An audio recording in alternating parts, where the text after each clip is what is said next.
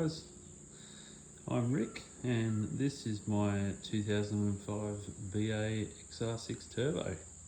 So I bought this baby just over a year ago now, and I've just started, I've tinkered a little bit with it, but basically just for the last year I've just really enjoyed it, and it's been my daily drive. But yeah, my older brother has built a car and is down at Summernats, and he's really just got me keen to get this thing up and going, and yeah, looking its best, and do a few modifications and basically just get ready for next year's Summernats. So give myself a full year to get accomplished what I want to get accomplished, and yeah, the road to Summernats 36. So yeah, I'm the third owner of this car. I'm not sure who did what, but the guy I bought it off, Benny, and when I bought it, so 15,000 Ks ago, it's at 130,000 Ks now. Yeah, I bought it from Benny a year ago.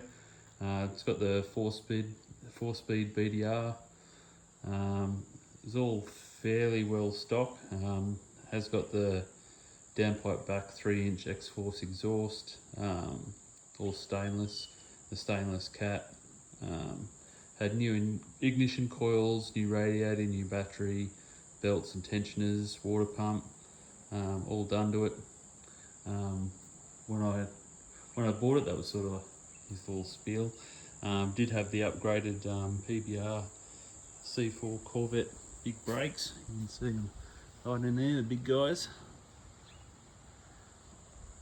Yeah, so definitely making sure that she stops, and those genuine FPV twist wheels. Also had been lowered all around the super low coils, king coils. What else? I think that was pretty much it. And I've only done just a couple of things since I've had it. So I got the darker tint put on, so she's black as anything now. What else did I guess just the general maintenance. I did put a growler intake on it, and I've upgraded the stereo and everything. We have got a reverse camera, GPS and all that, bringing her up into the 21st century. Yeah, so all looking pretty pretty stock under there.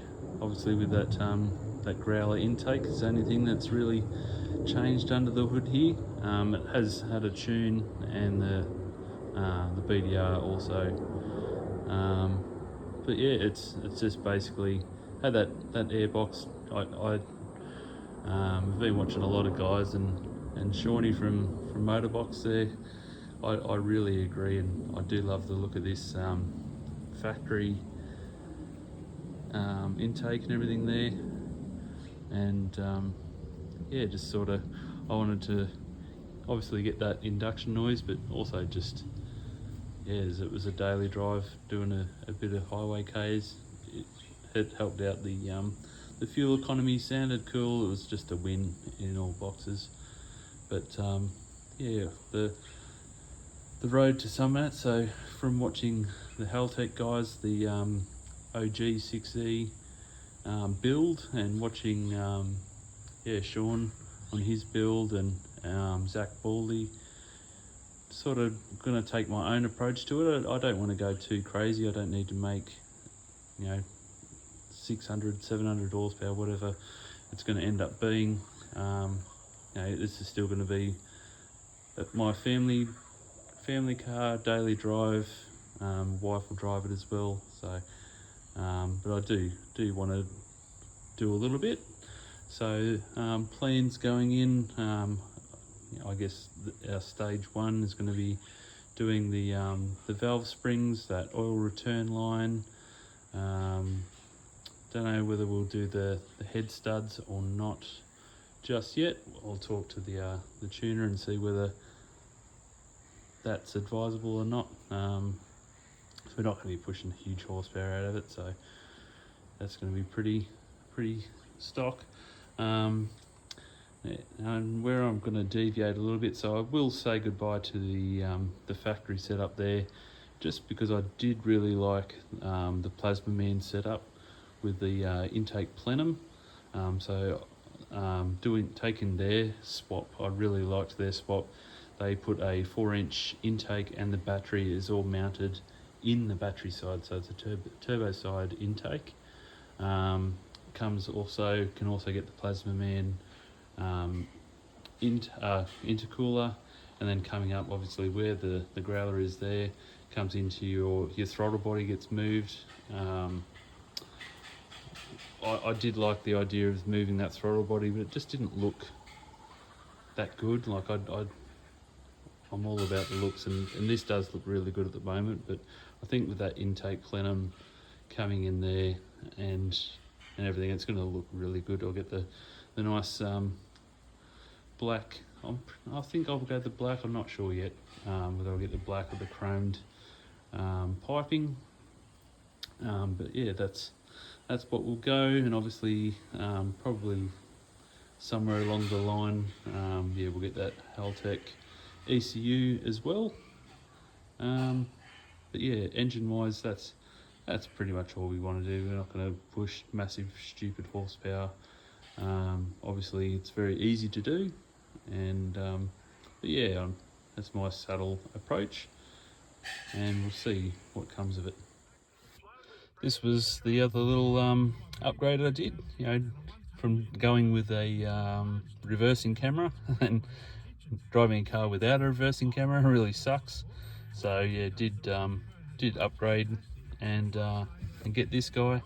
So full touchscreen KN unit, just basically take out the old one and this one wires straight in, and yeah, it was a fairly straightforward process. While I was at it, I upgraded the sub and other speakers, and put a better sound system pretty much all around through it. But yeah, it's really good. It's got all your sat nav in there already inbuilt. Just brings it into the modern era. So yeah, that's us. Obviously all the buttons and everything's down here still work really well. Don't know whether it's gonna, might have to put a bit of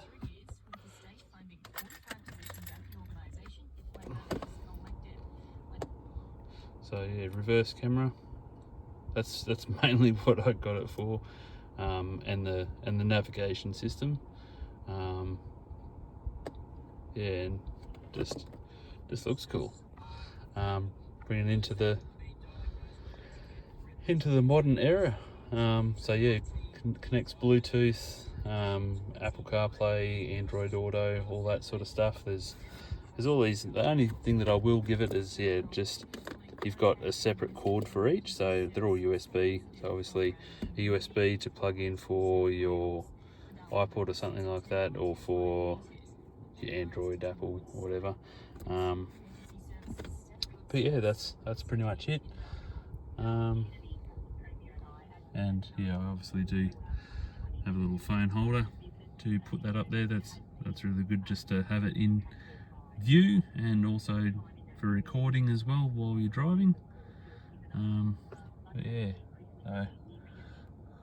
130 on the clock. Yeah, so that's her. Just wanted to do a quick little intro, I guess. The next thing that we're getting done is a paint correction. So we're taking it into a detailer in a few weeks, in February, start of February. It's going to get, there's just your normal, the paint on this is really good, but there is like the little stone chips here and there, so it is getting, that's probably the biggest mark on it.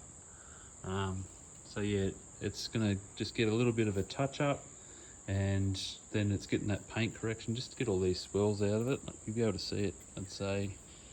We get a bit of sunlight. You should be able to see all those swirls, so you can see the swirls all the way through it. So I will get a bit of video, and that's basically just from, you know, it's been chamoised, and you know, it's been polished and stuff using like an orbital, and it's just, you know, once you've seen this and it's been pointed out to you, it's one of those things you just won't be able to unsee. So all those swirl marks and stuff, so they will all be gone. The detailer does absolutely magic work. So that's all going to be taken out, and it's just going to absolutely look $1 million. And then yeah, he's going to put a ceramic coating over it just to give it that protection and keep it looking $1 million. And then the directions after that, I guess, yeah, it'll be new tyres, and these wheels do have a bit of gutter rash, not from me, but from previous owners. So yeah, I want to get these wheels backups, Mick, and that's pretty much it for the aesthetics of it. Then we can start playing with the engine a little bit, and yeah, do some upgrades there, get it tuned, and yeah, we'll be ready to rock. So a bit of love and attention being spent on the old girl, and yeah, just get a fucking Mickey Mouse. And the goal is, you know, I don't want to have the fastest car on the road, I don't want to go too stupid, but yeah, I just want a really nice car, and that's what we're aiming to achieve, and take her down to Summer next year and have a wow of a time. So stick around and watch the journey.